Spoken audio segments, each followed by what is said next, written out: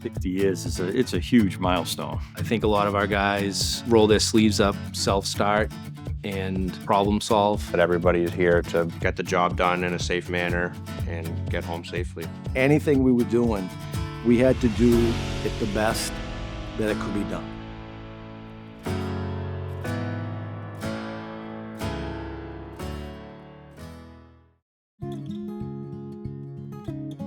My father was a carpenter by trade, and he was actually a superintendent for another construction company for 10 years before he started his own business. In 1965, he had to make a decision. Do I become a Harvard police officer, or do I try to start my own business? One of the clients that he'd been working at suggested, why don't you give it a try, one room at a time, and let's see how it goes. And that particular client we still work at today. When I first started here, the garage was attached to a building that no longer stands. And our yard was in the parking lot behind you, and that was it. We've expanded to multiple warehouse locations, and our civil division has expanded dramatically. And then the men and women in the field that operated the equipment, to having all this technology at our fingertips. I mean, we have our own concrete trucks, we have hot boxes for our asphalt. I mean, we're able to be self-sufficient, and our clients like that. So we utilize the latest cutting-edge software that exists out there. These include Procore, Bluebeam, BIM. That allows us to be in concert with the architects and engineers, as well as ownership for the clients we're working with, as we're all sharing this information across those platforms. Collaboration here is very important. It's a family.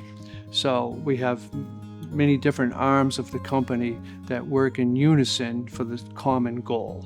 So I started with nothing regarding construction, and they took me in and invested a lot of time and money to help me learn and grow.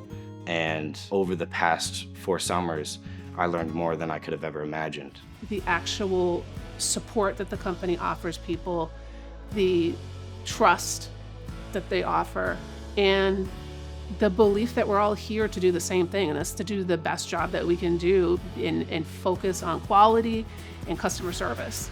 What we do is we employ anywhere between 10 to 20 carpenters at any given time. We maintain job sites, safety, but we also take on self-perform work, everything from concrete to finish work. And what that does is that allows us to be competitive with other companies who don't have those resources. It allows us to fill in a lot of missing scope gaps that arise during the project, and it helps us control the outcome. It really goes from the top down. We have an owner that really cares about the work we do, especially when it comes to safety. Anything I need, no matter the price tag, we can get it. In this business, you see companies come and go all the time. Longevity is rare, let's face it. There's 1,000 other contractors out there. The fact that we have so much repeat business, I mean, it says a lot about the company itself. We've grown and expanded really based on our clients' direction and our clients' needs. We provided a good service. They chose us, which we were lucky. They can call anybody they want. So we always tried to exceed whatever they had expected. Not meet, exceed. So how I define the Greene standard is, it's not necessarily what we build, because it always gets built, but what's important is the manner in which we build it.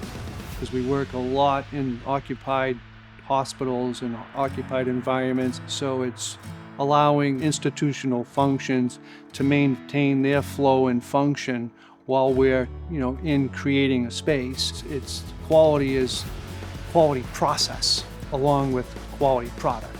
When we get a phone call to go do a job, everybody puts their heart and soul in it, and there's no half-assed. I just talked to one of our clients this week, and I asked, why do you call us? Why do you like doing business with us? And they said, because we know it's going to get done right.